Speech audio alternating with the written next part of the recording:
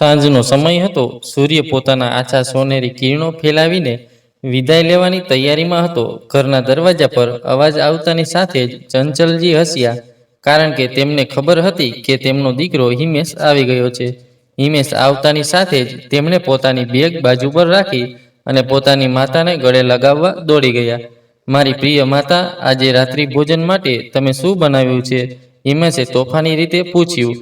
ચંચલજીએ પ્રેમથી તેના માથા પર હાથ ફેરવ્યો અને કહ્યું, મેં તમારા મનપસંદ બટાકાના પરાઠા અને મીઠી દહીં તૈયાર કરી છે, દીકરા। પછી થોડી વાર પછી હિમેશે ધીમેકથી કહ્યું, માતા, મારા મિત્રની પ્લેટ તૈયાર છે। મારા ભાઈના લગ્ન રાજકોટમાં છે, હું પણ જવા માંગુ છું। માતા, કૃપા કરીને ના પાડશો નહીં। ચંચલજીએ થોડી ચિંતાથી તેની તરફ જોયું અને કહ્યું, દીકરા, જો લગ્ન નજીકમાં હોત તો હું ના પાડી ન હોત, પણ હું તને એકલી રાજકોટમાં મોકલી શકું નહીં, જે ખૂબ દૂર છે। મારું હૃદય તને આટલું દૂર મોકલવા માટે સંમત નથી। પણ હિમેશની દ્રઢતા, તેની ચમકતી આંખો અને તે નિર્દોષ સ્મિત જોઈને ચંચલજીનું હૃદય પીગળી ગયું। અંતે તેણીએ હળવા સ્મિત સાથે કહ્યું, ઠીક છે દીકરા, તું જા, પણ તું તારું ધ્યાન રાખજે। તું સમય સમય પર ફોન કરતો રહીશ, અને જો સહેજ પણ સમસ્યા હશે તો તું તરત જ મને કહેજે। હિમેશ ખુશીથી ઉછળ્યો, આભાર માં, તમે શ્રેષ્ઠ છો। આટલું કહીને તેણે તેની માતાના કપાળ પર પ્રેમથી ચુંબન કર્યું। ચંચલજીના ચહેરા પર સ્મિત હતું, પણ તેના હૃદયમાં થોડી ચિંતા પણ હતી, જે દરેક માતા અનુભવે છે જ્યારે તેનો પ્રિય પુત્ર પહેલીવાર આટલા લાંબા અંતરની મુસાફરી કરવા જઈ રહ્યો હોય છે। દિલ્હી રેલવે સ્ટેશન પર આછું ગુલાબી સાંજનું આકાશ છવાયું હતું। હિમેશ ભીડ વચ્ચે પ્લેટફોર્મ પર તેની નાની ટ્રોલી બેગ સાથે ઊભો હતો। થોડી ચિંતા અને ચહેરા પર મીઠી સ્મિત હતી। તેની માતાને ગળે લગાવતી વખતે તેણે વચન આપ્યું હતું, માં, હું દર 2 કલાકે તમને ફોન કરીશ, બિલકુલ ચિંતા કરશો નહીં। ટ્રેન વિશે જાહેરાત થઈ અને ભીડ ચાલવા લાગી। હિમેશે ઊંડો શ્વાસ લીધો અને ડબ્બામાં ચડી ગયો।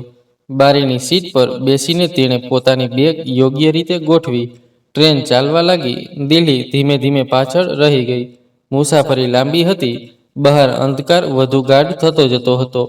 તે સીટ પર ઝૂકીને મોબાઈલ પર ગીતો સાંભળવા લાગ્યો। ક્યારેક તે બારીમાંથી બહાર જોતો, અંધારામાં દોડતા ખેતરો, ચમકતા વીજળીના થાંભલા, બધું જ કોઈ બીજી દુનિયાનો ભાગ લાગતું હતું। ઘણા કલાકોની મુસાફરી પછી રાજકોટ પહોંચ્યો। હળવો ઠંડો પવન ફૂંકાઈ રહ્યો હતો। સ્ટેશન પર જ સ્થળનું અલગ વાતાવરણ અનુભવી રહ્યું હતું। ગુજરાતી બોલીની મીઠાશ, રંગબેરંગી કપડાં, ગરમા ગરમ ફાફડા, જલેબીની સુગંધ। હિમેશ તેના ખંભા પર બેગ મૂકીને બહાર ગયો। તેનો મિત્ર સુમિત પ્લેટફોર્મ પર રાહ જોઈ રહ્યો હતો। ભાઈ, તમે આવી ગયા છો? મુસાફરી કેવી રહી? સુમિતે તેને ગળે લગાવતા પૂછ્યું। સારું હતું, પણ હું થોડો થાકી ગયો છું, હિમેશ હસતા હસતા કહ્યું। ચાલો પહેલા થોડો આરામ કરીએ, સુમિતે કહ્યું। લગ્ન મંડપ ખૂબ જ જીવંત હતો। ચારે બાજુ રંગબેરંગી ફૂલો, શહેનાઈનો નરમ મીઠો અવાજ અને ટીટોલીના હાસ્યનો અવાજ। હિમેશ થોડો ખચકાટ સાથે અંદર આવ્યો। આ બધું તેના માટે નવું હતું। કોઈ સંબંધી નહીં, કોઈ પરિચિત નહીં, ફક્ત મિત્રો, સુમિત અને તેનો પરિવાર। તમે આરામથી બેસો, હું જલ્દી આવીશ, આટલું કહીને સુમિત કોઈ કામ માટે ગયો। હિમેશ એક ખૂણામાં ઊભો હતો અને ફક્ત બધું જોઈ રહ્યો હતો। લોકો હસતા હતા, વાતો કરતા હતા, બાળકો આમ તેમ દોડી રહ્યા હતા। તો પછી તમે હિમેશ છો ને? ધીમા મધુર અવાજે તેને ચોંકાવી દીધો। હિમેશ આશ્ચર્યથી આગળ જોયું। આછા ગુલાબી રંગના લહેંગામાં એક છોકરી હસતી હતી, મોટી આંખો અને થોડી તોફાની। હા, હિમેશે થોડી અચકાતા કહ્યું, નહીંતર તે ખૂબ જ શરમાળ હતો। છોકરીઓ સાથે ખુલીને વાત કરવાનો કોઈ અર્થ નહોતો। હું અંજલિ છું, છોકરીએ હાથ લંબાવ્યો। હિમેશે થોડો અચકાતા હાથ મિલાવ્યા। તું દિલ્હીથી આવ્યો છે ને? અંજલિએ ફરીથી પૂછ્યું, જાણે મને પહેલેથી જ ઓળખતી હોય। હા, હિમેશે હળવા સ્મિત સાથે કહ્યું, હું દિલ્હીથી છું। અંજલિએ હસતા હસતા કહ્યું, શું તું એકલો આવ્યો છે? તારો પરિવાર તારી સાથે નહોતો આવ્યો? ના, ફક્ત હું જ આવ્યો છું। એક મિત્રના ભાઈના લગ્ન છે, હિમેશે ધીમેથી કહ્યું। સારું, તો પછી તું મારી સાથે લગ્નમાં જ ફરશે, નહીં તો તું ઘણા નવા લોકોમાં કંટાળી જઈશ, અંજલિએ મજાકમાં કહ્યું, અને જવાબની રાહ જોયા વિના પોતે જ હસી। હિમેશ થોડો અચકાયો, પણ તેનું સ્મિત જોઈને તે પણ હળવું હસ્યો. પછી અંજલિએ ખૂબ જ આરામથી કહ્યું, બાય ધ વે, તું જાણે છે કે ચૂપ રહીને પણ તું ખૂબ સારો દેખાય છે. મને લાગે છે કે તને વધારે વાત કરવાનું પસંદ નથી, પણ હું ચૂપ રહી શકતી નથી. અને હા, જો તમને અહીંના દિશા નિર્દેશો સમજાતા નથી અને તમે અટવાઈ જાઓ છો, તો મને ફોન કરો. અને તે જોરથી હસી પડી. વાત કરતી વખતે અંજલિએ ઝડપથી તેનો ફોન કાઢ્યો. મને તમારો નંબર આપો, તે તમને મદદ કરશે. હિમેશ થોડો ખચકાટ અનુભવતો હતો, પરંતુ અંજલિની મૈત્રીપૂર્ણ વાતો, તેની તોફાનીતા વધુ એટલું સ્વાભાવિક લાગ્યું કે તેણે વધુ વિચાર્યા વિના તેને પોતાનો નંબર કહી દીધો. અંજલિએ હસતા હસતા નંબર સેવ કર્યો અને જતી વખતે કહ્યું, હવેથી તું મને અહીં તમારી જગ્યા માની લે. હિમેશ ત્યાં જ ઊભો રહ્યો. તે થોડું હસ્યો. પહેલીવાર કોઈ છોકરીએ તેની સાથે આટલી સરળતાથી વાત કરી હતી, અને તે પણ જાણે તે કોઈ જૂની મિત્ર હોય. તેનું હૃદય એક વિચિત્ર ખુશીથી ભરાઈ ગયું હતું. હિમેશનું સ્મિત અટકતું ન હતું. રાજકોટનું રંગીન વાતાવરણ, મિત્રતા અને નવી વસ્તુઓ, બધું જ તેને ખૂબ જ ગમતું હતું. ખાસ કરીને અંજલિ, જેની આંખોમાં એક વિચિત્ર ચમક હતી. તે તેને દરેક વસ્તુમાં કંઈક અલગ અનુભવ કરાવતી હતી. જ્યારે બધા થાકી ગયા હતા અને લગ્નની ધમાલમાં પોતપોતાના ઘરે ગયા હતા, ત્યારે અંજલિ પણ તેના ઘરે પાછી ફરી. ઘરમાં પ્રવેશતાની સાથે જ તેણે પોતાનો બેગ બાજુ પર રાખ્યો. તેણે પોતાના ચપ્પલ ઉતાર્યા અને સીધી તેની માતા પાસે ગઈ, જે ડ્રોઈંગ રૂમમાં બેઠી હતી. માતા અંજલિએ ખુશ થઈને બૂમ પાડી. તેની માતા માલાજી, જે ટીવી પર જૂનું ગીત જોઈ રહી હતી, તે હસીને બોલી, હા દીકરી, શું વાત છે? તું ખૂબ જ ખુશ દેખાય છે. અને તે લગ્નમાં ઘણો સમય કાઢ્યો. અંજલિએ કોઈ પણ પૂર્વધારણા રાખ્યા વિના પોતાનો મોબાઈલ કાઢ્યો. તેણે સ્ક્રીન પરનો ફોટો ખોલ્યો અને તેની માતા સામે તેને હલાવતા કહ્યું, માં, તમે મને રોજ કહો છો કે મારે હવે લગ્ન કરી લેવા જોઈએ, મારું ઘર વસાવી દો. તો માં, તેને જુઓ. તેણે સ્ક્રીન પર હિમેશનો ફોટો બતાવ્યો, જ્યાં તે લગ્નના વાતાવરણમાં હસતો ઊભો હતો, નિર્દોષ અને સરળ, જાણે દુનિયાની કોઈ ચાલાકી તેને સ્પર્શી ન શકે. તું એ કરી શકીશ નહીં. માલાજીએ સ્ક્રીન પર ધ્યાનથી જોયું. હિમેશનું સ્મિત તેની આંખોમાં સત્ય જેવું હતું. માલાજી થોડીવાર ચૂપ રહી. પછી તેણે હળવા સ્મિત સાથે કહ્યું, તો તમે પસંદ કર્યું છે? અંજલિએ તોફાની હસતા હસતા કહ્યું, હા મમ્મી, હવે મારે ફક્ત તમારી પાસેથી હા જોઈએ છે. હું આ વ્યક્તિ સાથે લગ્ન કરવા માંગુ છું. માલાજીએ થોડીવાર વિચાર્યું, પછી ખૂબ ગંભીરતાથી કહ્યું, ઠીક છે, હવે બધું મારા પર છોડી દો. કાલે તેને અમારા ઘરે જમવા માટે આમંત્રણ આપો. પછી જુઓ બધું કેવી રીતે થાય છે. અંજલિની આંખો ચમકતી. ખરેખર મમ્મી, તેણે ખુશીથી તેની માતાને ગળે લગાવતા કહ્યું, હા દીકરા, પણ યાદ રાખ, હવે બધું કાળજીપૂર્વક વિચારો. તમારે તે કરવું પડશે. એકવાર તમે તેને ફસાવી લો, પછી પાછા ફરવાનું નથી. માલાજીની આંખો કોઈ બીજા ઈરાદાથી ચમકી રહી હતી. કંઈક એવું જે હિમેશ જેવો ભોળો છોકરો ક્યારેય સમજી શકશે નહીં. બીજા દિવસે સાંજે હિમેશ થોડી ખચકાટ સાથે અંજલિના ઘરે પહોંચ્યો. દરવાજો ખુલતાની સાથે જ અંજલિએ હસતા હસતા કહ્યું, આવ હિમેશ, અમે ફક્ત તારી રાહ જોઈ રહ્યા હતા. હિમેશ હળવા સ્મિત સાથે માથું નમાવીને અંદર આવ્યો. માલાજી સોફા પર બેઠી હતી. હિમેશને જોઈને તેણે પ્રેમથી કહ્યું, આવ દીકરા, આવ. હિમેશ થોડો ખચકાટ અનુભવતો હતો, પણ માલાજીના શબ્દોએ તેને આરામ આપ્યો. તેણે સુગંધિત ખોરાક ખાધો. ઘરમાં ભોજનની સુગંધ ફેલાઈ રહી હતી. ગરમા ગરમ ફુલકા, શાક, રાયતા, બધું જ ઘર જેવું હતું. ભોજન દરમિયાન માલાજી હિમેશ સાથે પ્રેમથી વાત કરતી. તેનું કામ, તેનો પરિવાર, તેના સપના અને દરેક જવાબ પર હસતા હસતા તે કહેતી, વાહ દીકરા, ખૂબ સારું છે. અંજલિએ થાળીમાં પરાઠા પણ પીરસ્યા અને વચ્ચે વચ્ચે તેની પસંદગીઓ વિશે પૂછ્યું. હિમેશને એવું લાગ્યું કે તે પોતાના જ લોકોમાં બેઠો છે. તેના હૃદયમાં એક મીઠી લાગણી ભરાઈ ગઈ. પણ તેને કેવી રીતે ખબર પડે? આ તો શરૂઆત હતી. જમ્યા પછી ચાનો રાઉન્ડ હતો. માલાજીએ હસતા હસતા પૂછ્યું, દીકરા હિમેશ, તારા ઘરમાં કોણ કોણ છે? હિમેશે આકસ્મિક રીતે જવાબ આપ્યો, ફક્ત મમ્મી પપ્પા, મારી મોટી બહેન પૂજા અને દાદી, જેમને આપણે બધા બા કહીએ છીએ. પૂજા દીદી પણ પરણિત છે? ચા પીતી વખતે માલાજીએ ફરીથી હસતા હસતા પૂછ્યું, સારું દીકરા, તારી બહેન તેના સાસરિયામાં છે, તો તે શું કરે છે? હિમેશે ખૂબ જ સરળ જવાબ આપ્યો, હા કાકી, તે દિલ્હી કરમ હોસ્પિટલમાં કામ કરે છે. લગ્ન પછી પણ તેણે પોતાની નોકરી ચાલુ રાખી છે. તેના સાસરિયાઓ પણ તેને સંપૂર્ણ ટેકો આપે છે. માલાજીએ પ્રશંસાપૂર્વક કહ્યું કે આ ખૂબ સારી વાત છે. હિમેશે થોડા ગર્વથી માથું હલાવ્યું. હા કાકી, મારી દીદી ખૂબ જ બુદ્ધિશાળી છે. માલાજીએ ફરીથી કહ્યું. હસતા હસતા તેણે શાંતિથી બેઠેલી અંજલિ તરફ જોયું. તે હિમેશ તરફ જોઈ રહી હતી. માલાજીએ થોડું આશ્ચર્ય વ્યક્ત કર્યું અને કહ્યું, ઓહ, તો તું ઘરનો એકમાત્ર દીકરો છે? હિમેશે હળવા સ્મિત સાથે કહ્યું, હા કાકી, હું બધાનો લાડકો છું. મારી માતા મારી ખૂબ ચિંતા કરે છે. માલાજીએ ઊંડી આંખોથી હિમેશ તરફ જોયું અને પછી હસતા કહ્યું, અરે દીકરા, જ્યારે એક જ દીકરો હોય છે ત્યારે માતા પિતાનું હૃદય ગમે તે હોય તેનામાં અટવાઈ જાય છે. હિમેશ હસ્યો અને સંમત થયો. હા કાકી, હવે બધાની જવાબદારી મારી છે. મારા માતા પિતા મારો એકમાત્ર સહારો છે. અંજલિ પણ નજીકમાં બેઠી હતી અને હસતી હતી, મને જાણે બધું કાળજીપૂર્વક આયોજન કરીને કરવામાં આવી રહ્યું હોય. માલાજીએ મનમાં વિચાર્યું, પરિવારનો એકમાત્ર દીકરો, નિર્દોષ ચહેરો, સીધી વાત અને જવાબદાર હોવા છતાં તે સંપૂર્ણ લક્ષ્ય હતો. અને વાતચીત દરમિયાન હિમેશે તેની સામે તેના જીવનનું આખું પુસ્તક ખોલી નાખ્યું હતું અને તેણીને તેના વિશે કોઈ ખ્યાલ નહોતો. હિમેશ ગયા પછી માલાજી રસોડામાં કામ કરતા હસ્યા. અંજલિ પણ તેની પાછળ પાછળ ગઈ, જાણે તે કંઈ કહેવા માંગતી હોય. માલાજીએ ધીમેથી પૂછ્યું, તો હવે તમારો ઈરાદો શું છે? છોકરો બિલકુલ એવો જ છે જેવો તમે ઈચ્છતા હતા. અંજલિ શરમાઈ ગઈ. પછી તેણે સ્મિત સાથે માથું ઝુકાવ્યું. માલાજીએ તેના હાથ પ્રેમથી સ્પર્શતા કહ્યું, તેણે કહ્યું, જુઓ દીકરી, હવે તમે મન બનાવી લીધું છે તો પાછળ ન હટશો. હવે ધીમે ધીમે તેની સાથે વધુ ભળી જાઓ, તેની આદત બની જાઓ, એવી રીતે કે તેને તમારા વિના બધું અધૂરું લાગે. અંજલિએ ધીમેથી પૂછ્યું, મમ્મી, હવે મારે શું કરવું જોઈએ? તમે મને કહો.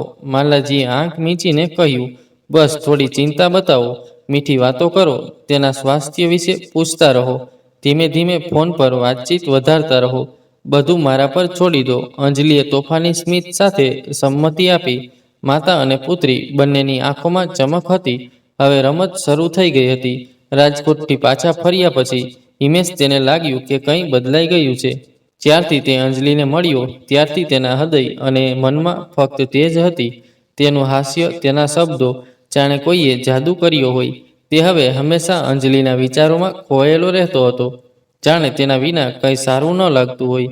એક દિવસ જ્યારે હિમેશ તેના રૂમમાં બેઠો હતો અને અંજલિ વિશે વિચારી રહ્યો હતો, ત્યારે અચાનક તેનો ફોન વાગ્યો. ફોન સ્ક્રીન પર અંજલિનું નામ હતું. તેણે કોઈ પણ વિલંબ કર્યા વિના ફોન ઉપાડ્યો અને તેના ચહેરા પર એક મોટું સ્મિત ફેલાઈ ગયું. તેની આંખોમાં એક ચમક આવી ગઈ, જાણે ખુશી તેની પાસે આપમેળે આવી ગઈ હોય. હેલો, હિમેશે ઉતાવળમાં કહ્યું. બીજી બાજુથી અંજલિનો મધુર અવાજ આવ્યો, કેમ છો હિમેશ? શું થયું? દિલ્હી ગયા પછી તું મને ભૂલી ગયો?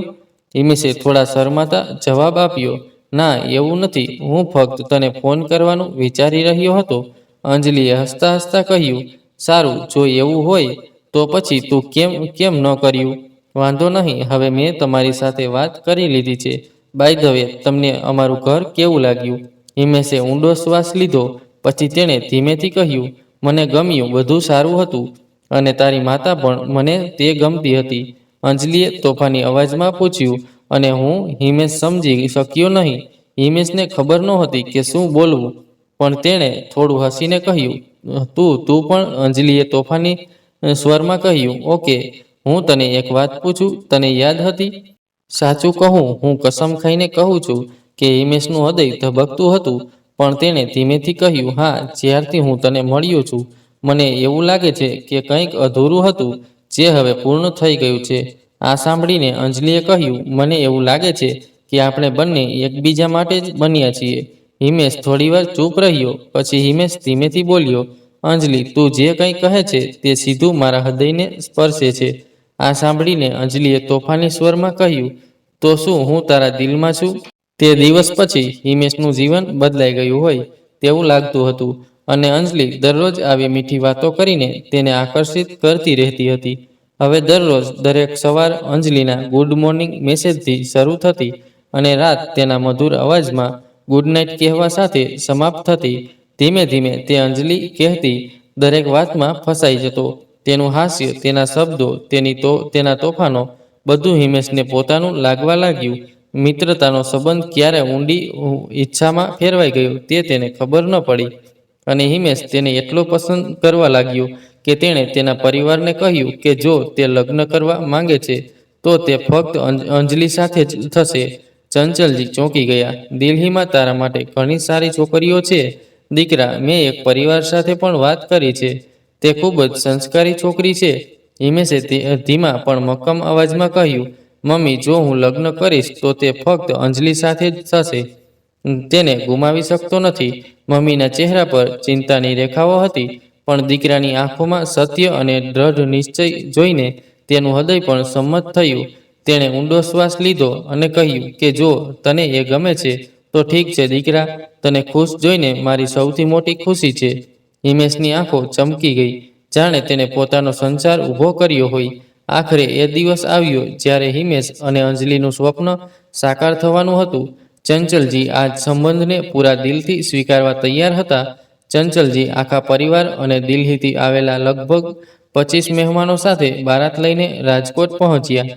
કપડાં, મીઠાઈઓ, ઘરેણાં બધું ખૂબ જ સારી રીતે કરવામાં આવ્યું હતું. કોઈ કસર બાકી નહોતી રાખી.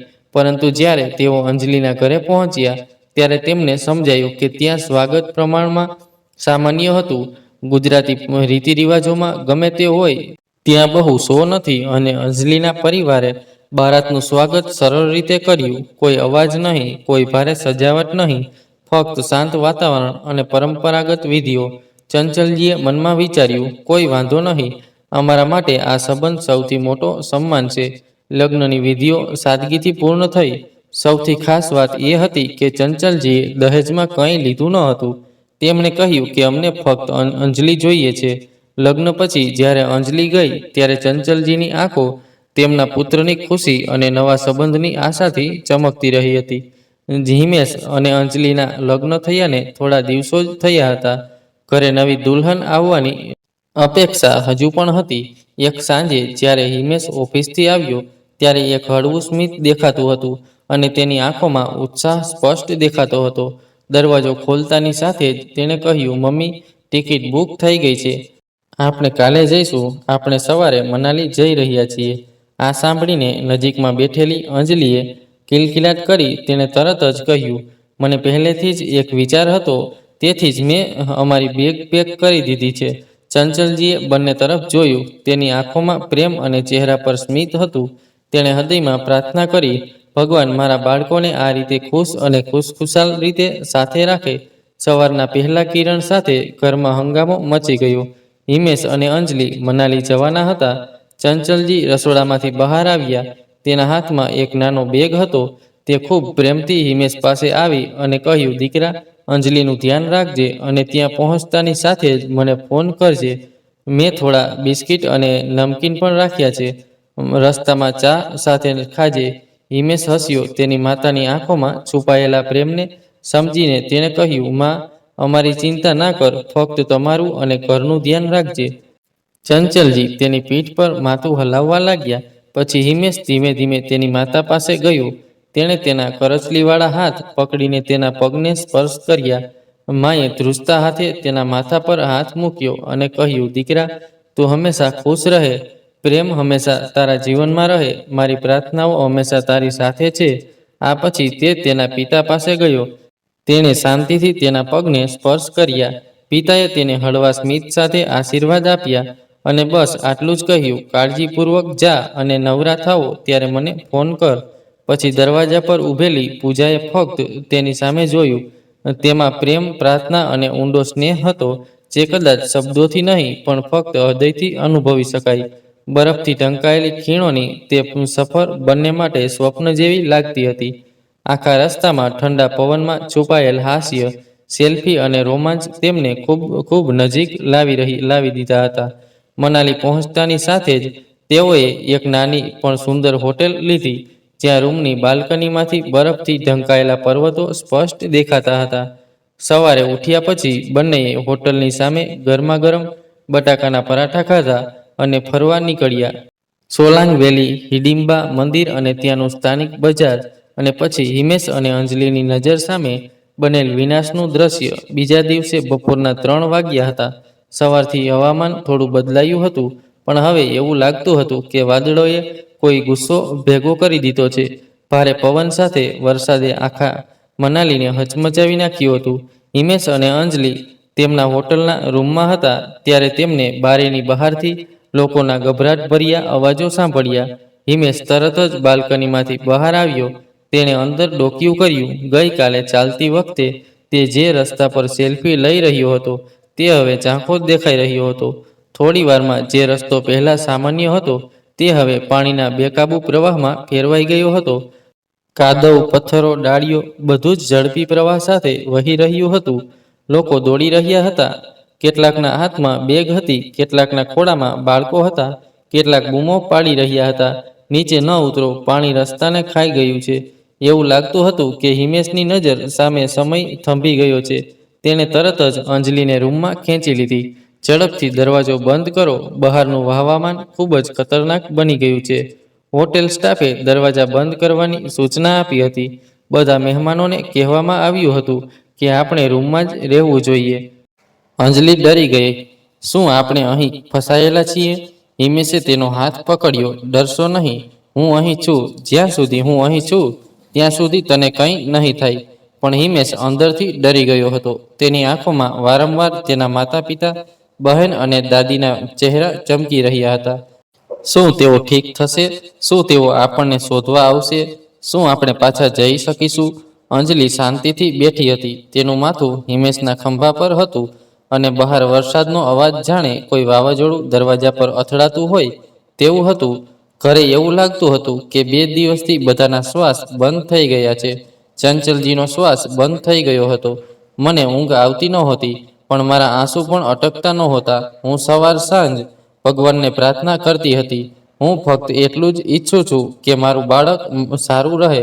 હું ઈચ્છું છું કે મારી વહુ સુરક્ષિત રહે. હું હિમેશ અને અંજલિનો સંપર્ક કરી શકી નહીં કે મને કોઈ સંદેશ પણ મળી રહ્યા ન હતા. ટીવી પર મનાલીની બરબાદીના ચિત્રો જોઈને ચંચલજી અને તેના પતિનું હૃદય ધ્રુજી રહ્યું હતું. પૂજા પણ હોસ્પિટલમાં રજા મળ્યા પછી ઘરે આવી હતી.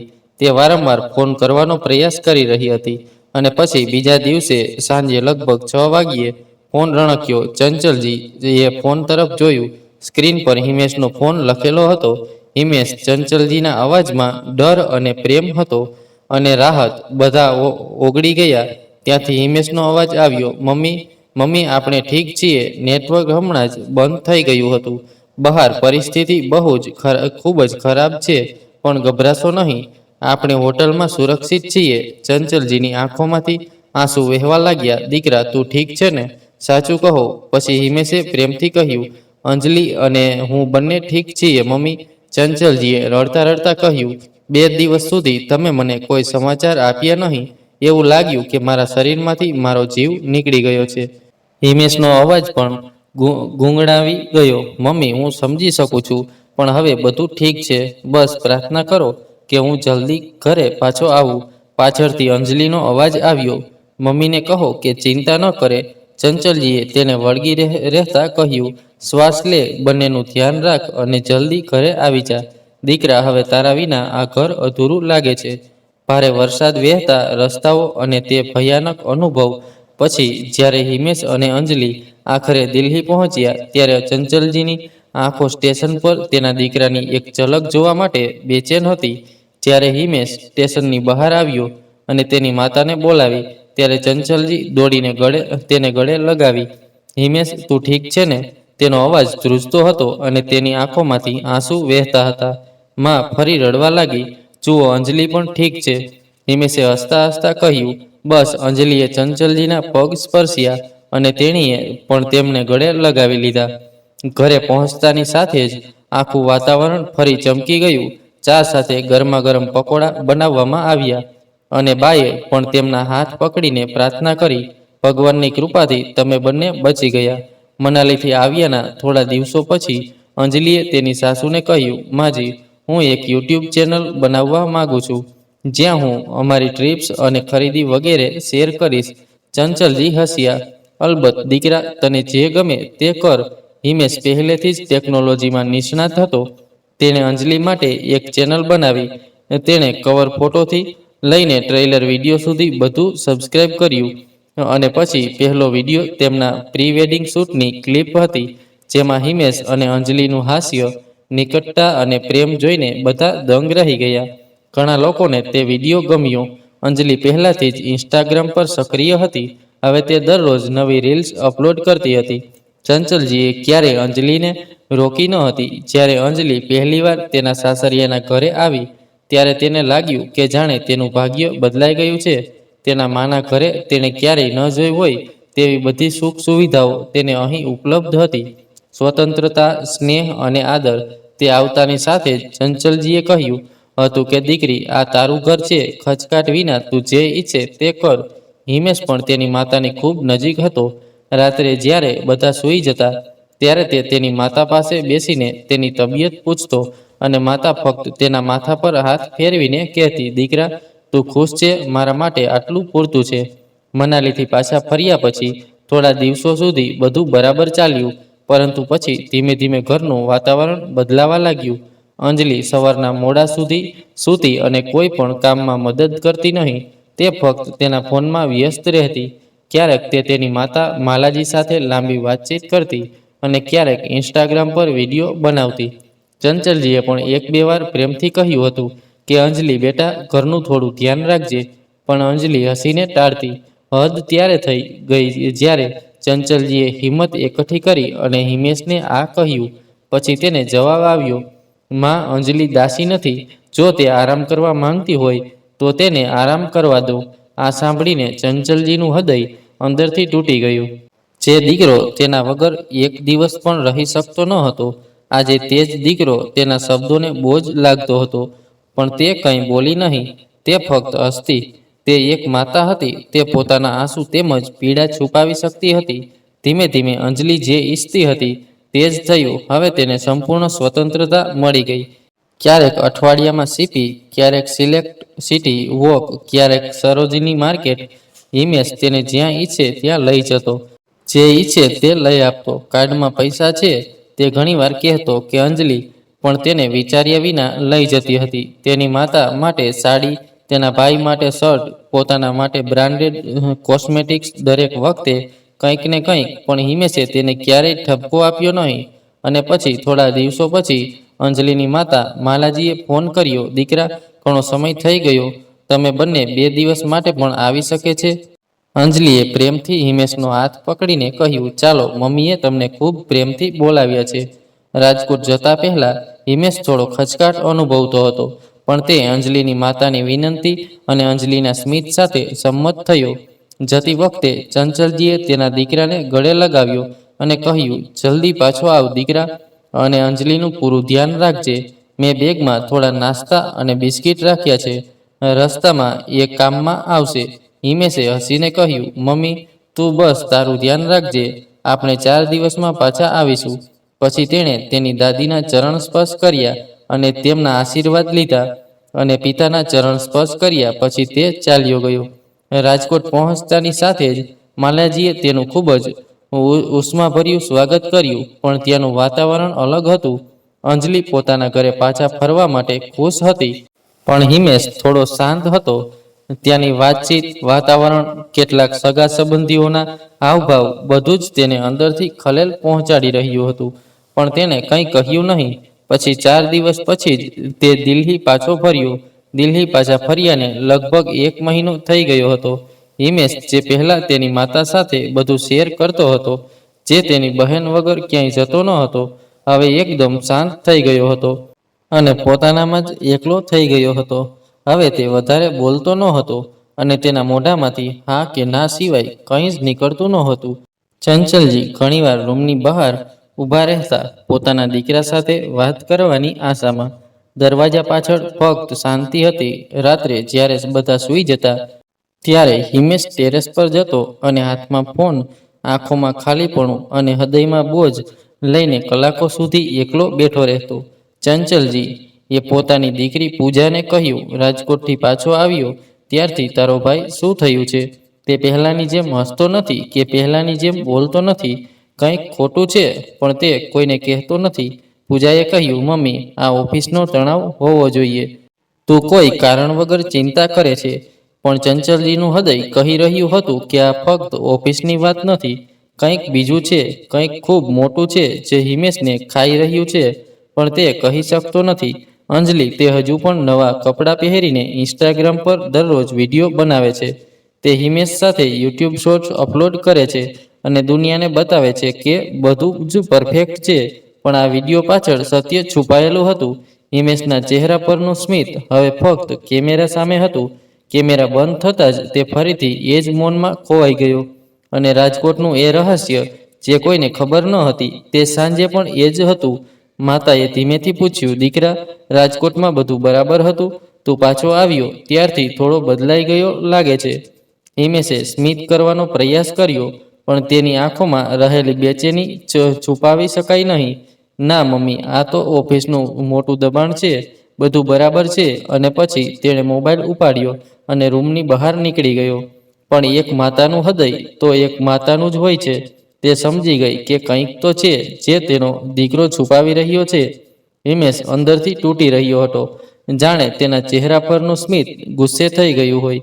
ઘણીવાર તે અંજલિ સાથે વાત કરવા માંગતો હતો. તે પોતાનું મન હળવું કરવા માંગતો હતો. પણ વાત શરૂ કરતાની સાથે જ અંજલિ ચીડમાં કહેતી કે મારા મમ્મી પપ્પા પહેલેથી જ નારાજ છે અને તું હંમેશા એક જ વાત કરતો રહે છે.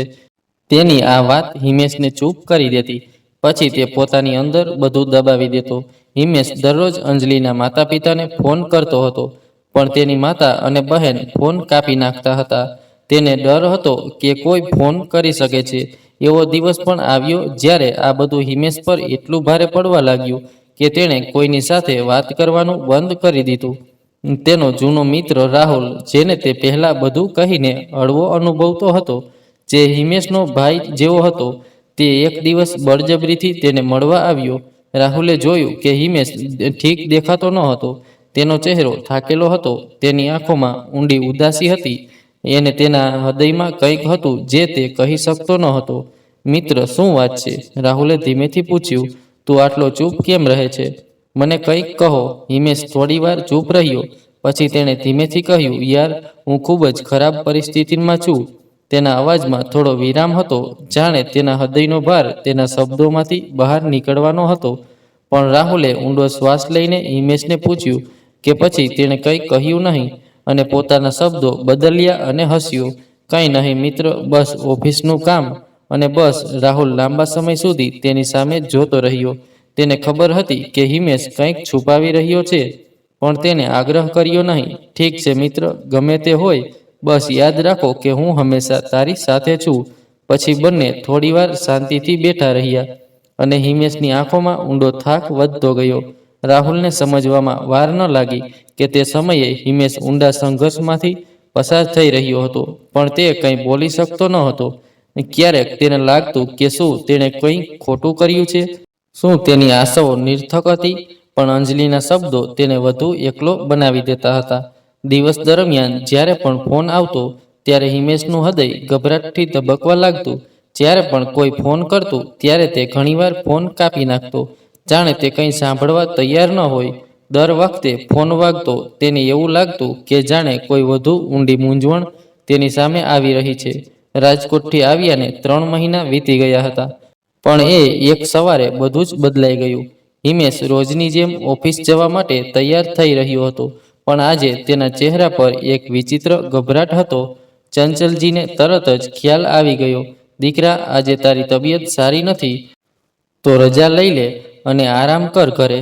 હિમેશે હળવું સ્મિત આપ્યું, પણ પછી તેણે અંજલિ તરફ જોયું, જે કોઈ ચિંતા કર્યા વિના તેના મોબાઈલ પર ઇન્સ્ટાગ્રામ રીલ્સ જોઈ રહી હતી. કોઈ ચિંતા નહીં, કોઈ પ્રશ્ન નહીં. હિમેશે ઊંડો શ્વાસ લીધો અને કહ્યું, મમ્મી, હું ઠીક છું. મને મોડું થઈ રહ્યું છે, હું જઈશ.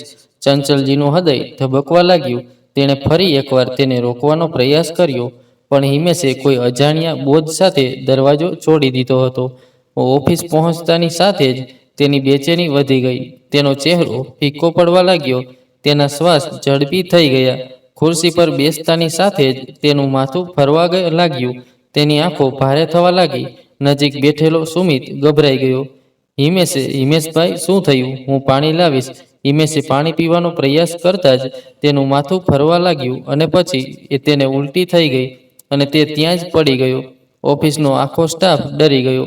સુમિતે ઝડપથી તેની બહેન પૂજાને ફોન કર્યો. દીદી, હિમેશભાઈની તબિયત ખૂબ જ ખરાબ છે. મને કંઈ સમજાતું નથી. ફોનની બીજી બાજુ પૂજાનો અવાજ ધ્રુજવા લાગ્યો. તે સમયે વ્યક્તાંગ રામ હોસ્પિટલમાં ફરજ પર હતી.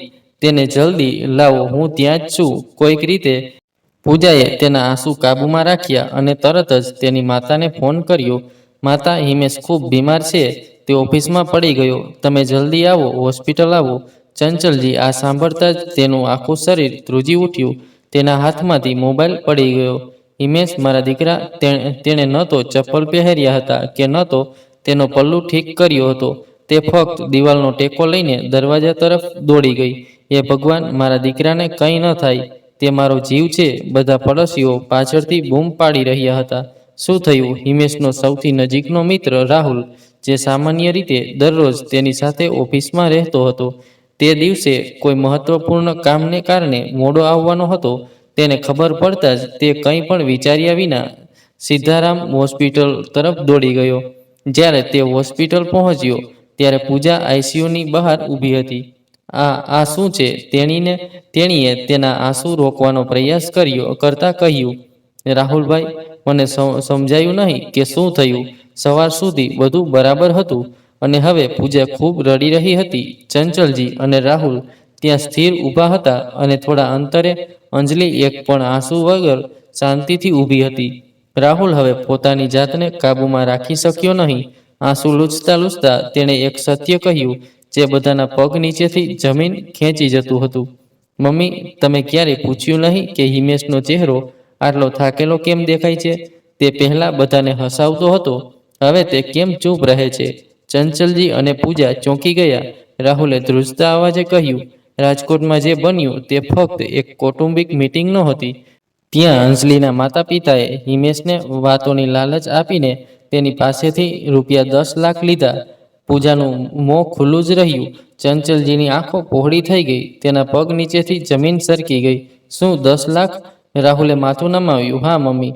અને હિમેશ પાસે તે સમયે પૈસા નહોતા. તેણે પોતાના ક્રેડિટ કાર્ડમાંથી લોન લીધી અને મિત્ર પાસેથી થોડા પૈસા ઉછીના લીધા, ફક્ત એટલા માટે કે અંજલિની માતા પિતાએ કહ્યું હતું કે તે 1 અઠવાડિયામાં પાછા આપી દેશે. પણ આજ સુધી તે પૈસા પાછા નથી મળ્યા અને ન તો તે વાત ક્યારેય પુનરાવર્તિત થઈ. દરરોજ તેની આંખોમાં મને બેંક કોલ્સ, ઈએમઆઈ તારીખો, લોન ચૂકવવાનો ડર લાગતો હતો. માં, એક દિવસ તેણે મને કહ્યું, પણ રાહુલ યાર, મેં ભૂલ કરી દીધી. હવે મને ખબર નથી કે શું કરવું. પણ જ્યારે મેં તેને પૂછ્યું ત્યારે તેણે હસીને કહ્યું, કંઈ નહીં યાર, બધું બરાબર છે. પણ માં, બધું બરાબર નહોતું. ચંચલજીના શ્વાસ રૂંઘાતા હતા. મારા બાળકે, મારા પ્રેમે આટલું બધું કેવી રીતે સહન કર્યું? બધા રડી રહ્યા હતા. પૂજાએ પોતાની જાતને અને અંજલિને કાબૂમાં રાખતા કહ્યું, શું તેને બધું ખબર નહોતી? રાહુલ મૌન વિશે જાણતો હતો, પણ જ્યારે પણ હિમેશ તેની સાથે વાત કરતો ત્યારે તે કહેતો, મારા મમ્મી પપ્પા પહેલેથી જ ચિંતિત છે, તેમની વધુ ચિંતા કરશો નહીં. પછી ધીમે ધીમે હિમેશ ચૂપ થઈ ગયો અને અંદરથી નિરાશ થતો રહ્યો. તે સમયે બધાને દુઃખ થયું. કોઈએ વિચાર્યું પણ નહોતું કે હસતા ચહેરા પાછળ એક તોફાન છે જે બધું સહન કરી રહ્યું છે. અને દિવાલ સામે ઊભેલી અંજલિ હજુ પણ ચૂપ હતી. તેની આંખોમાં ન તો આંસુ હતા કે ન તો પસ્તાવો, ફક્ત શાંત હતી, ઠંડી અને વિચિત્ર. પછી ડૉક્ટર બહાર આવ્યા. તેનો ચહેરો ગંભીર હતો. ડૉક્ટર, મારો દીકરો કેવો છે? ચંચલજીએ ધ્રુજતા અવાજમાં પૂછ્યું. ડૉક્ટરે આંખો નીચી કરી. માફ કરશો, અમે ખૂબ પ્રયાસ કર્યો પણ તેને બચાવી શકાયો નહીં. તે શબ્દો સાંભળીને ચંચલજીની ચીસો આખા કોરિડોરમાં ગૂંજતી રહી. હિમેશ, તું મારા પહેલા કેવી રીતે ગયો દીકરા? તે જમીન પર બેઠી. પૂજા દોડીને તેની માતાને ગળે લગાવી. બંનેની આંખોમાંથી આંસુ અટકતા નહોતા. રાહુલના આંસુ પણ હવે અટકતા નહોતા. તેણે ફરી એકવાર કહ્યું, કાશ મેં તેને કહ્યું હોત. જો તેણે મને ફક્ત એકવાર કહ્યું હોત તો આપણે આ દિવસ ન જોવો પડત. બીજી બાજુ હેમંતજી, હિમેશના પિતાને અત્યાર સુધી કંઈ કહેવામાં આવ્યું ન હતું.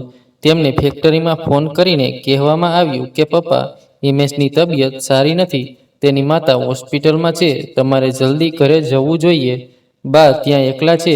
હેમંતજી કંઈ પણ વિચાર્યા વિના પોતાનું કામ છોડીને ઘરે દોડી ગયા. ઘરમાં શાંતિ હતી, એક અજાણી બેચેની હતી. બા હિમેશની દાદી પલંગ પર બેઠા હતા. હેમંત, શું થયું? તમને કંઈ ખબર પડી હિમેશ વિશે? હિમેશ કેવો છે? હેમંતજીએ સ્મિત સાથે કહ્યું, બધું સારું થઈ જશે બા, ચિંતા ના કરો. બસ પ્રાર્થના કરો.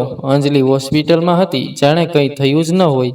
તેની આંખોમાં આંસુ નહોતા, ચહેરા પર કરચલીઓ નહોતી. તે ફક્ત તેની માતા માલાજી સાથે ફોન પર વાત કરી રહી હતી. તેના અવાજમાં કોઈ વિરામ નહોતો, જે એક પત્નીને હોવો જોઈએ. જ્યારે પૂજાએ તેને જોઈ ત્યારે તે માનતી ન હતી કે આ એ જ છોકરી છે જેને તેનો ભાઈ ખૂબ પ્રેમ કરતો હતો. અને આજે બધું કાયમ માટે બદલાઈ ગયું છે. તે હોસ્પિટલના રૂમમાં જ્યાં હિમેશ થોડા સમય સુધી શ્વાસ લેતો હતો, હવે ફક્ત શાંતિ હતી. ચંચલજી બેન્ચ પર બેઠા હતા. તેમની આંખો શૂન્ય હતી અને હૃદય શૂન્ય હતું, જાણે તેમના શ્વાસ પણ તેમના દીકરા સાથે જ ચાલી ગયા હોય. મારા હિમેશ, મારા બાળક. તેના હોઠ ધ્રુજતા હતા, પણ કોઈ અવાજ નીકળતો ન હતો. પૂજા તેમની પાસે બેઠી હતી અને રડી રહી હતી, પણ ચંચલજી, તે ફક્ત શૂન્યતામાં તાકી રહી હતી. પછી તેમની નજર અંજલિ પર પડી. તે ખૂણામાં ઊભી હતી, હાથમાં મોબાઈલ. હજુ પણ તેમની આંખોમાં આંસુ નહોતા, બસ એક શાંતિ, ઠંડો ચહેરો. ચંચલ એક ક્ષણ માટે તેમની સામે જોઈ રહી. શું આ એ જ છોકરી હતી? એ છોકરી હતી જેના માટે હિમેશે પોતાની બધી ખુશીઓનું બલિદાન આપ્યું? કોના કહેવા પર તે પોતાના પ્રિયજનોથી અલગ થઈ ગયો? ચંચલજીની આંખોમાંથી આંસુ વહી રહ્યા હતા, પણ તે કંઈ બોલી નહીં, કારણ કે તે સમયે શબ્દો ઓછા પડી ગયા હતા. કારણ કે તે જાણતી હતી કે કંઈ પણ કહેવાથી હિમેશ પાછો નહીં આવે. તેણે ફક્ત આંખો બંધ કરી અને માથું નમાવ્યું, કારણ કે તેનો દીકરો જે તેનું બધું હતું હવે નથી રહ્યો. એમ્બ્યુલન્સ હોસ્પિટલથી ઘરે જવા માટે નીકળી ગઈ હતી. પૂજાએ હિમેશનો ફોન અને લેપટોપ બેગ સંભાળી અને અંજલિને સોંપી દીધી. આ બધું સુરક્ષિત રાખો, તેણે બસ એટલું જ કહ્યું. પણ તેની આંખોમાં પ્રશ્નો અકથિત રહ્યા. ધીમે ધીમે ઘરના આંગણામાં ભીડ એકઠી થવા લાગી. હિમેશના મૃત્યુના સમાચાર આગની જેમ ફેલાઈ ગયા. સંબંધીઓ, પડોશીઓ, પરિચિતો, બધાના ચહેરા પર એક જ પ્રશ્ન હતો. તેના હમણાં જ લગ્ન થયા હતા. લગ્નને ફક્ત 6 મહિના થયા હતા. પછી શું થયું? હિમેશના પિતા ઘરના એક ખૂણામાં બેઠા હતા. તેમને તેમના પુત્રના મૃત્યુનો સંકેત મળી ગયો હતો, પણ તે સમયે તે કોઈને તૂટવા દેવા માંગતા ન હતા. કપાળ પર શાંતિની રેખાઓ, હાથમાં માળા અને હોઠ પર ભગવાનનું નામ. તેની માતા, એટલે કે હિમેશની દાદી, જે બધા માટે શક્તિનો આધારસ્તંભ હતી, ધીમે ધીમે તે પણ બધું સમજવા લાગી. તેના પૌત્ર સાથે કંઈક થયું છે. તેની આંખો વારંવાર દરવાજા તરફ જોતી, પણ પછી ત્યાં જ અટકી જતી. પછી જ્યારે કોઈએ ધીમેથી કહ્યું, બા, હિમેશ હવે નથી રહ્યો, ત્યારે આખું ઘર ધ્રુજી ઉઠ્યું અને તે રડવા લાગી. ભગવાન, મને મારો પૌત્ર પાછો આપો, મારું બાળક મને પાછું આપો. વૃદ્ધ સ્ત્રીને તેની જગ્યાએ લઈ જાઓ. તેની ચીસો આખા મહોલ્લામાં ગૂંજતી રહી. હિમેશના પિતા હજુ પણ એ જ સ્થિતિમાં બેઠા હતા, કારણ કે તેઓ જાણતા હતા, હવે જો તે પણ તૂટી પડે તો આ ઘરનું ધ્યાન કોણ રાખશે? તેની આંખો સુકાઈ ગઈ હતી, પણ તેનું હૃદય અંદરથી બળી રહ્યું હતું. આ તે ક્ષણ હતી જ્યારે આખું ઘર, આખો મહોલ્લો હિમેશના શોકમાં ડૂબી ગયો હતો. ઘરનું વાતાવરણ શોકમાં ડૂબી ગયું હતું. દરેક ખૂણામાં રડવા અને વિલાપના અવાજો ગૂંજતા હતા. હિમેશનો મૃતદેહ હજુ ઘરે પહોંચ્યો ન હતો, પરંતુ તેના વિના આ ઘર પહેલેથી જ ઉજ્જડ થઈ ગયું હતું. તે દરમિયાન અંજલિના માતા પિતા પણ ફ્લાઇટ દ્વારા દિલ્હી પહોંચી ગયા હતા. ઘરમાં પ્રવેશતાની સાથે જ અંજલિની માતાએ તેને ગળે લગાવી અને આંખોમાં આંસુ સાથે કહ્યું, હિંમત રાખ દીકરા, ભગવાનની ઈચ્છા વિરુદ્ધ કોઈ શું કરી શકે છે? પરંતુ તે સમયે કોઈને તેની સહાનુભૂતિ કે તેના કૃત્રિમ આંસુઓની જરૂર નહોતી. એક બાજુ પૂજા, રમતિયાળ હિમેશના પિતાની આંખો દીકરાની રાહ જોતી વખતે તે ભાનમાં આવી ગઈ હતી. અંજલિ તેના રૂમમાં ગઈ અને ઉતાવળમાં કંઈક બીજું કરવા લાગી. તેણે દરવાજો બંધ કર્યો, પડદો ખેંચ્યો અને સૌ પ્રથમ હિમેશનો ફોન અનલોક કર્યો. વોટ્સએપ ખોલ્યું અને એક પછી એક બધી ચેટ્સ ડિલીટ કરવાનું શરૂ કર્યું. ખાસ કરીને તે ચેટ્સ જેમાં હિમેશે તેના માતા પિતાને આપેલા પૈસાનો ઉલ્લેખ કર્યો હતો. કોઈને કંઈ ખબર ન પડે. તેના હોઠ પર હળવો અવાજ હતો, પણ તેની આંખોમાં કોઈ પસ્તાવો નહોતો.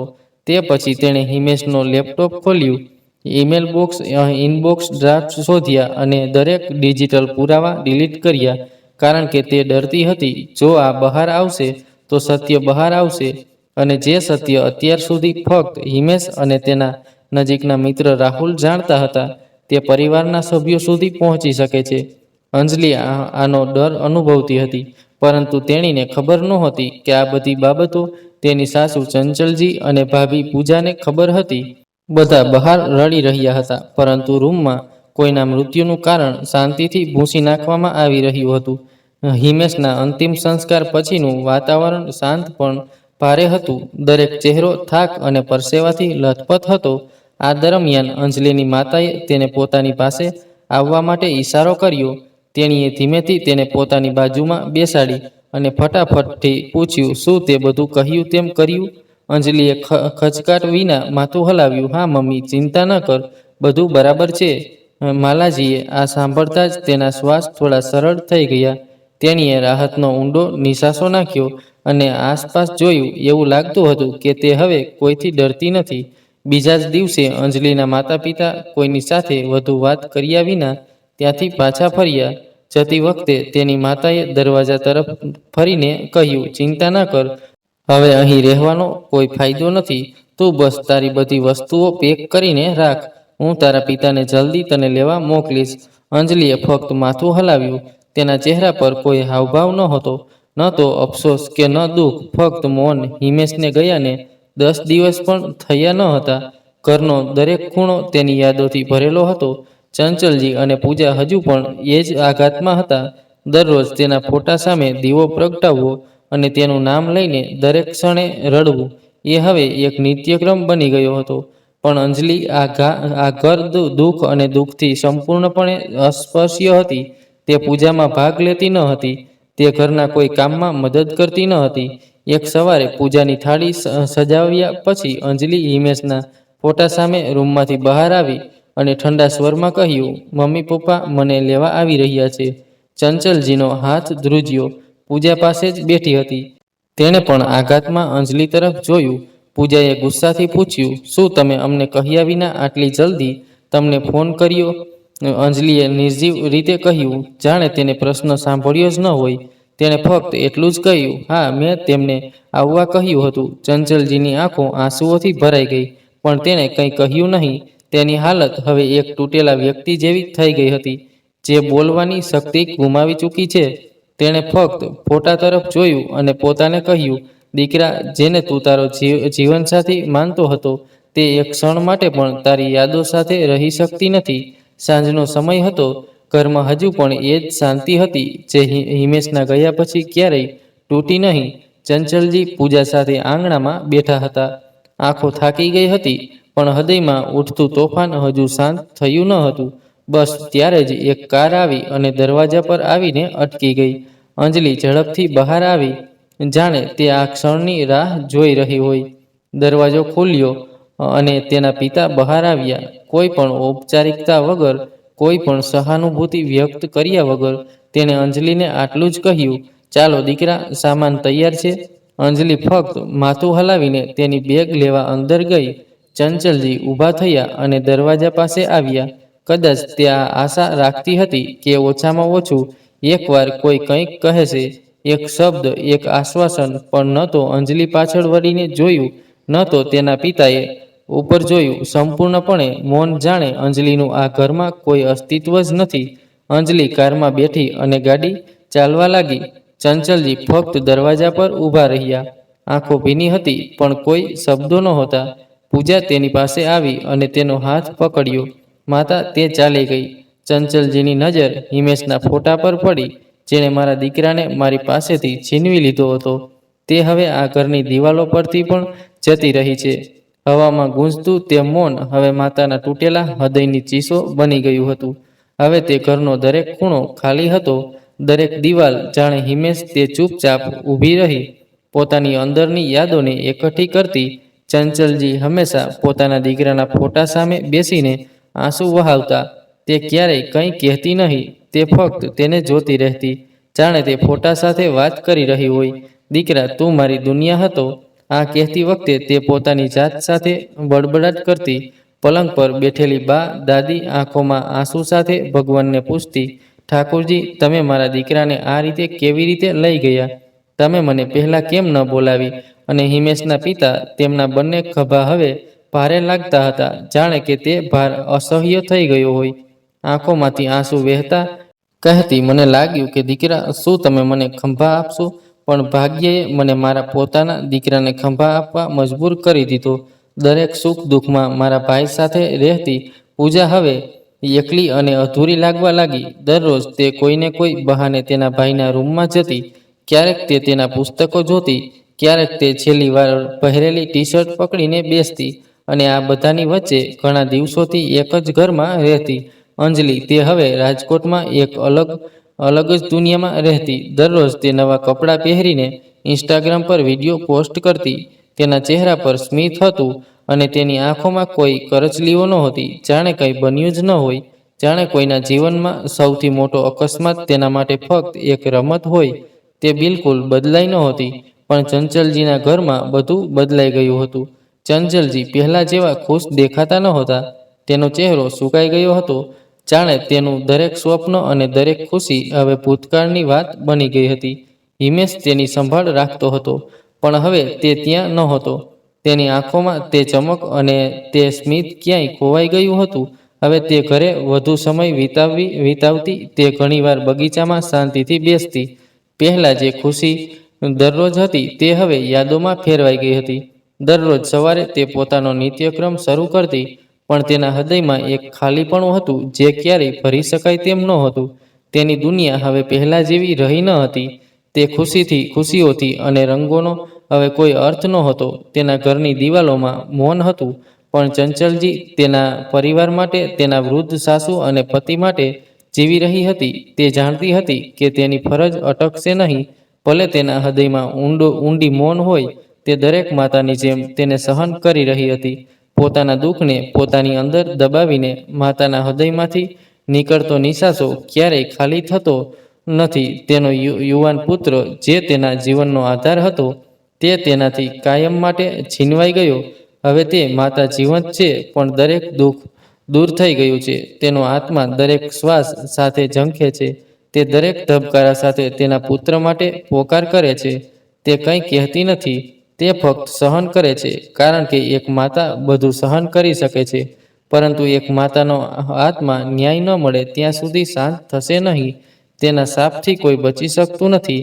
એક માતા તેના પુત્ર માટે આખી દુનિયા સામે લડી શકે છે, પણ જ્યારે કોઈ તેની પાસેથી એ દુનિયા છીનવી લે છે, ત્યારે તે માતા ચૂપ થઈ જાય છે. પણ તેના મૌનમાં પણ એક તોફાન હોય છે. ચંચલજીએ બધું સહન કર્યું, પોતાનું હૃદય મજબૂત રાખ્યું. પણ શું આ ન્યાય છે? શું એ લોકો છે જે હિમેશ જેવા છોકરાને ફાયદો ઉઠાવે છે અને કોઈ દુનિયામાં તેનો ફાયદો ઉઠાવે છે? શું તેઓએ તેને નષ્ટ કરી દેવી જોઈએ કે આમ જ છોડી દેવી જોઈએ? તમારો શું અભિપ્રાય છે? શું ચંચલજીએ હિમેશને આ હાલતમાં લાવનારા તેના સાસરિયાઓને પાઠ ભણાવવાની હિંમત એકઠી કરવી જોઈએ? નીચે આપેલા કોમેન્ટ બોક્સમાં તમારો અભિપ્રાય આપો, કારણ કે કદાચ તમારો એક શબ્દ ચંચલજીને ન્યાયનો માર્ગ બતાવશે. તમને આ વાર્તા કેવી લાગી? જો તમને તે ગમ્યું હોય તો વિડીયોને લાઇક કરો અને ચેનલને સબસ્ક્રાઇબ કરો. આવી જ બીજી રસપ્રદ વાર્તામાં મળીશું. ત્યાં સુધી તમારી અને તમારા પ્રિયજનોની સંભાળ રાખો. આભાર.